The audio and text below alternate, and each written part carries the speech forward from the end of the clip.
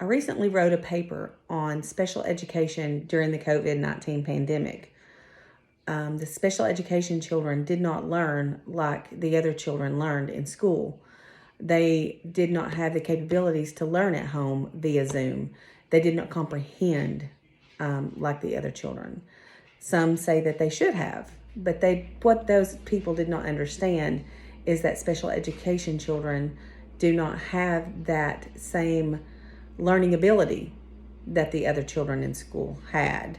They couldn't pick it up. They couldn't click with the Zoom learning. They were used to having teachers come to the room and get them and take them to individual work and having individual techniques that were just geared just for them.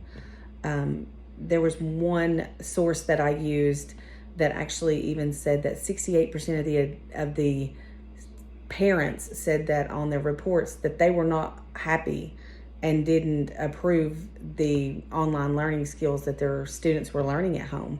There were even some parents that said that they were pulling their kids out of Zoom classes altogether, and their kids could go back to school when school went back. So special education students kind of got a bad end of the deal on COVID-19. I think they kind of went 2 years without learning anything, so to speak. So there were a lot of studies done on special education children. There was one study that said that 14% of special education students are the bulk of the students in the school system, and that out of that 14%, 48% of them were not getting the school attention that they needed while at home. That was from an article that I read from the COVID-19 ruined everything. So I pretty much did ruin everything for the special education student as far as schoolwork came through.